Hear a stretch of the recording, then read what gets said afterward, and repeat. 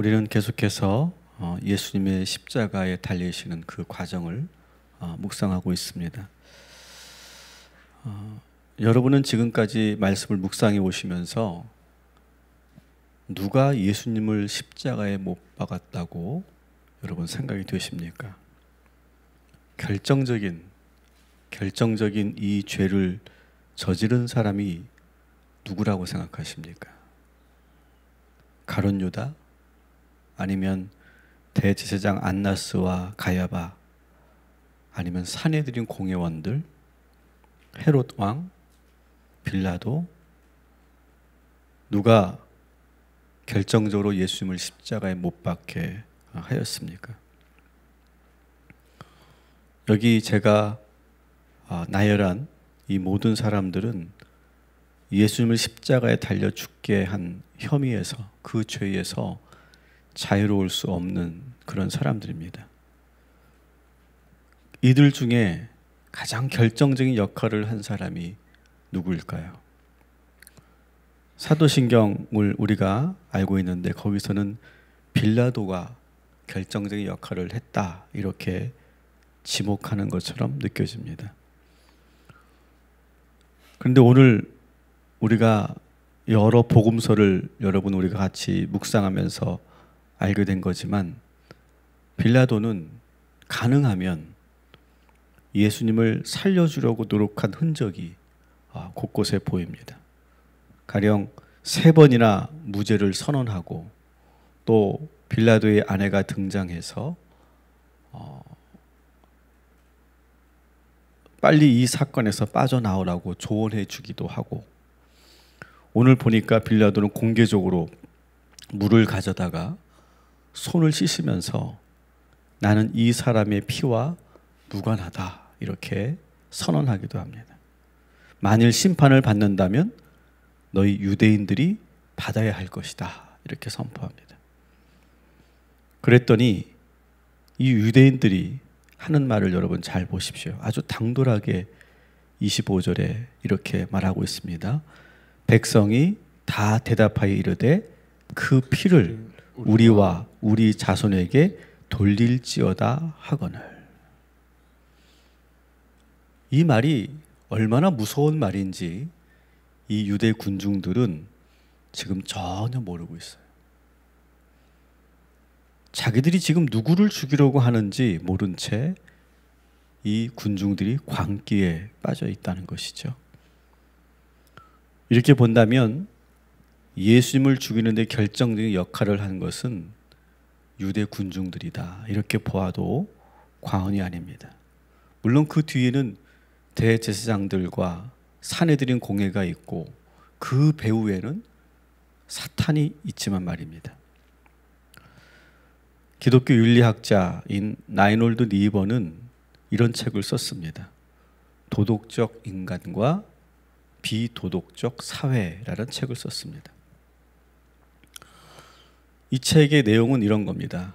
인간 개개인은 도덕적일 수 있지만 사람들이 모여 군중이 되고 집단이 되면 비도덕적 광기에 휘말리게 된다.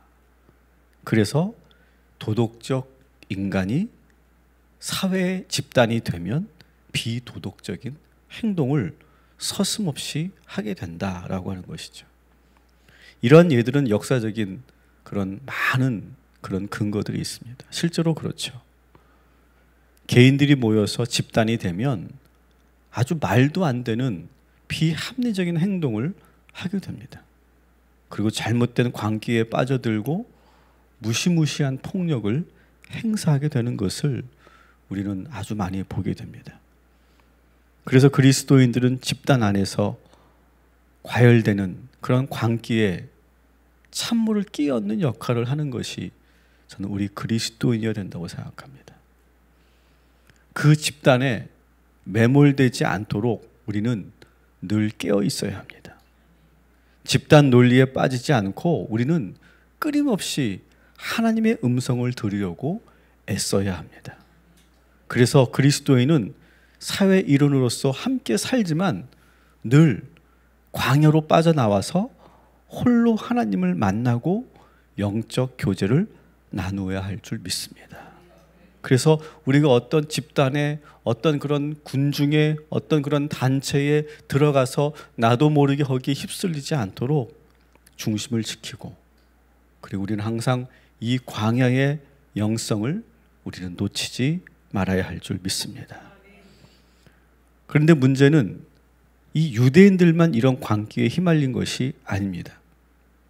2차 세계대전 전까지 유럽 사회는 유태인들을 아주 몹시 혐오해 왔습니다. 여러 이유가 있습니다. 정치적인 이유도 있고 경제적인 이유도 있고 여러 가지 사회적 원인도 있지만 종교적인 명분을 내세워서 유태인들을 박해하였습니다. 저 유태인들은 예수님을 십자가에 달려 죽게 한 그런 민족이다라고 하는 논리였어요. 예수님을 죽게 한 민족이라고 하는 그런 낙인을 찍어놓고, 그리고 그들을 아주 여러 가지 모습으로 모양으로 박해하고 괴롭혀 왔습니다. 그런데 우리 기독교의 역사에 보면 이렇게 유태인들을 박해하고 괴롭혔던 그러한 원인이 되는 여러 가지 교회적인, 기독교적인 그런 부끄러운 역사들이 있습니다. 사실 독일의 종교개혁자 마틴 루터 역시 유태인을 매우 혐오한 것으로 이렇게 전해지고 있습니다. 그가 쓴 유대인과 그들의 거짓말이라는 책에 있는 내용을 제가 한번 읽어드리겠습니다. 유대인의 회당과 학교를 불지르고 타지 않는 것은 땅에 묻어 흙으로 덮어서 그 흔적을 아무도 보지 못하게 하라. 이 일들은 우리들의 신 야훼와 그리스도교의 명예를 걸고 하라. 그래서 우리가 그리스도인이며 알면서 대중들에게 거짓말하며 저주하고 야훼의 아들과 그리스도교들을 모독하는 일을 방관하거나 용서치 않음을 야훼께서 보시도록 하라. 우리들과 나 또한 몰라서 과거에 유대인을 용납한 일에 대하여 야훼께서 우리들에게 용서하시게 하라. 그러나 이제 우리가 알았으므로 만약 우리 앞에 있는 유대인들과 집과 존재의 권리를 보호한다면 우리가 스스로 그들과 같이 그리스도와 우리들을 저주하고 악마화시키고 욕하는 것과 같다. 이런 책을 실제로 써서 유대인들의 집과 회당과 학교를 불태우고 유태인들을 괴롭히는 것을 정당화하는 그런 글을 쓰기도 했다는 사실을 우리는 잊지 말아야 합니다. 이런 생각은 유럽 전역에 퍼져나갔고 급기야 히틀러는 유태인을 600만 명을 학살하게 됩니다. 이런 우리 기독교의 이 유태인들을 향한 그 증오심 때문에 뭐라고 말할 수 없는 아주 무시무시한, 아주 잔인한 그런 폭력을 저질렀던 것이 또한 유럽의 역사이고 우리 기독교의 역사라고 하는 사실을 우리는 잊지 말아야 합니다. 결국 유대 군중들의 광기에 우리 유럽 기독교 국가가 광기로 응징한 사건이 바로 이 역사인 것입니다. 이것은 절대로 예수님께서 원하시던 방법이 아니었습니다. 사랑하는 성도 여러분, 어느 단체, 어느 모임에 들어가 나도 모르는 이 잘못된 판단에 빠지지 않도록 깨어 있으시기를 주님의 이름으로 축원합니다. 사실 우리나라 국민은 성숙한 국민이면서도 한번 잘못된 집단 논리에 빠지면 걷잡을 수 없을 정도로 광기에 불타오르는 그런 속성을 우리는 가지고 있습니다. 우리나라는 자신은 도덕적이지 않으면서 타인의 비도덕적 행동에는 무차별적으로 돌을 던지는 그런 광기에 빠져 있다고 저는 보여집니다. 자신의 행동에는 관대하고 타인의 행동은 용납하지 못하는 그런 성향을 가지고 있어요.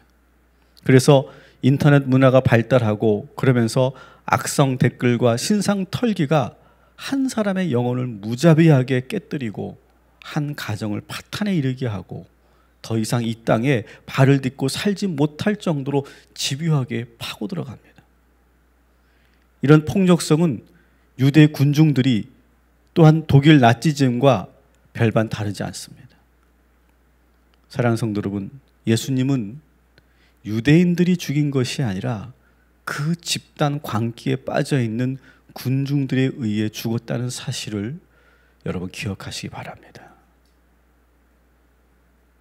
두세 사람이 모여서 한 사람을 놓고 비난하고 그리고 모함한다면 그건 역시 광기입니다. 아무리 어린 그런 초등생이라고 하더라도 한 아이를 놓고 둘러싸서 괴롭히가 있다면 그건 역시 무서운 광기가 될 것입니다. 나와 다른 피부 색깔, 나와 다른 사회 배경, 나와 다른 출신 배경이라고 그들을 외면하거나 같이 상대하지 않는다면 그것은 언제든지 광기로 번질 수가 있습니다. 자신의 잘못은 보지 못하고 남의 허물을 용서하지 못한다면 그건 역시 사탄이 주는 광기입니다. 확증편향이라고 하는 말이 있습니다. 확증편향. 인간은 논리적인 이성적인 사고를 하기보다는 대부분 확증편향적인 사고를 많이 한다고 합니다. 이 말은 뭐냐면 자신의 신념에 맞춰서 모든 현상을 바라보는 거예요. 자신이 옳다고 믿는 것은 취하고 그렇지 않은 것들은 메주로 콩을 쏜다고 해도 콩으로 메주를 쏜다고 해도 믿지 못하는 그러한 사람들을 확증편향의 사람이다 이렇게 말합니다. 문제는 이런 확증편향 사고를 가지고 있는 사람이 한 개인이라면 문제가 없으나 이런 사람들이 집단이 되면 대단히 위험해지는 것을 우리는 많이 보게 됩니다. 어느 아파트 신도시에서 엄마들이 학교에 이런 로비를 하였다고 합니다. 자기 단지에 있는 아이들만 모아서 한 학급을 만들어 달라. 아마도 그 단지는 비싼 그런 아파트였던 것 같습니다. 그 사건 이후로 그 학교는 엄마들을 학교에 아예 들어오지 못하도록 조치를 취하였다고 합니다. 이런 모든 것들이 다 집단의 논리고 광기로 갈 수 있는 그런 모습이라고 볼 수 있습니다. 어제 설교를 모두 마치고 집에 돌아가서 SNS를 보다가 태극기 집회에 성도들을 동원한 그런 목사들의 연설 장면을 제가 보았습니다.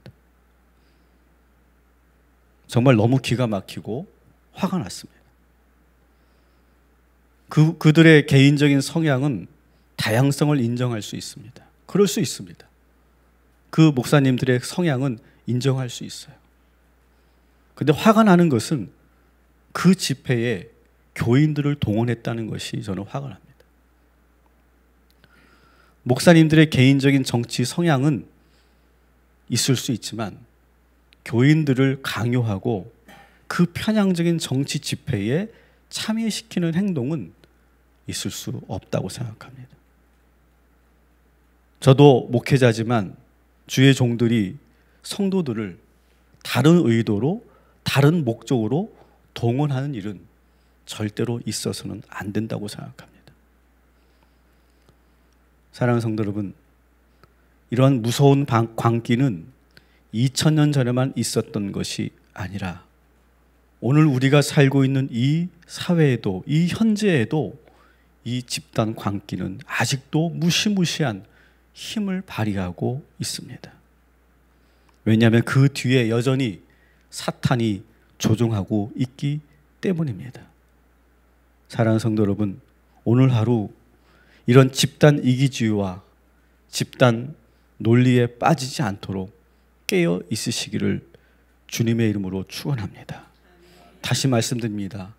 예수님을 십자가에 못 박은 것은 유대인들도 아니고 그리고 어느 한 개인들이 아니라 거기에 있는 집단 광기가 그 뒤에 있는 그런 사탄이 그렇게 만들었다는 사실을 기억하시고 우리가 유태인들을 우리가 학살하거나 그리고 어느 개인을 어느 한 사람을 우리가 모함하는 일은 있을 수 없도록 우리가 늘 깨어있고 중심을 지키는 저와 여러분이 되시기를 주님의 이름으로 축원합니다. 기도하겠습니다.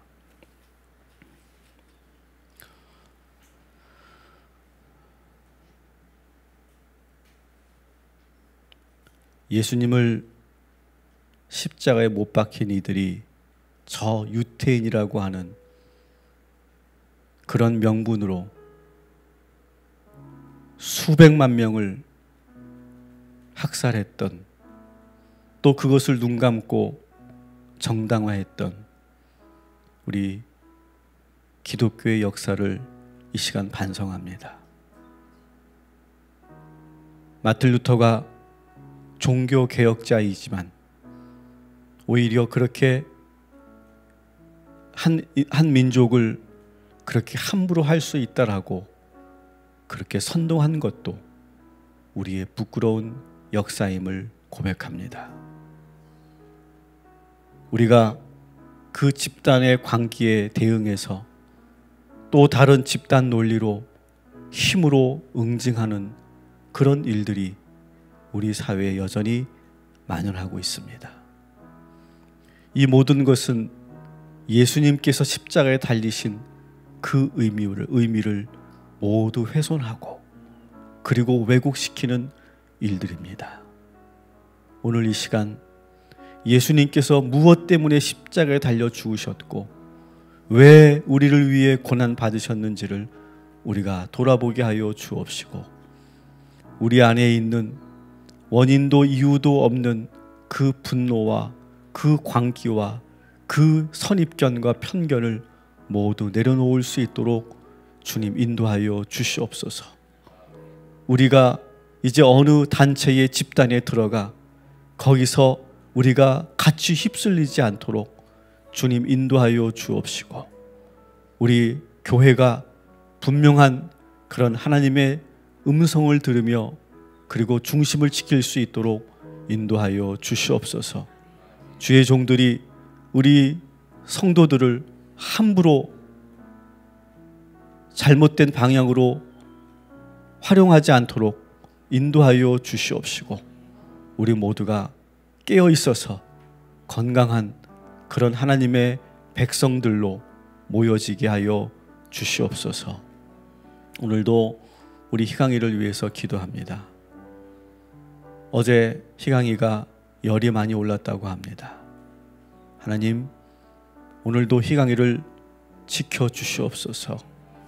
주님께서 눈동자같이 보호하시고 그 모든 열들이 내리게 하여 주셔서 정상적인 체온으로 돌아올 수 있도록 인도하여 주시옵소서. 매 순간순간 나타나는 그 증상으로 인해 하나님, 우리 가족들이 긴장하고 있습니다. 하나님, 마음의 평안을 주시고 그리고 담대함을 주시고 믿음으로 기도하며 또 오늘을 이겨나갈 수 있도록 인도하여 주시옵시고, 우리 모든 성도들이 다시 한마음 되어 우리가 뜨겁게 기도하게 하여 주시옵소서. 오늘도 우리 모든 성도들 주님께서 함께 하셔서 확증 편향적인 그런 왜곡된 생각에서 벗어나게 하여 주시옵시고, 하나님이 주시는 새로운 생각, 하나님이 주시는 건강한 생각, 하나님이 주시는 진리의 삶을 살아가는 우리 모두가 되게 하여 주시옵소서. 예수님의 이름으로 기도하옵나이다. 아멘.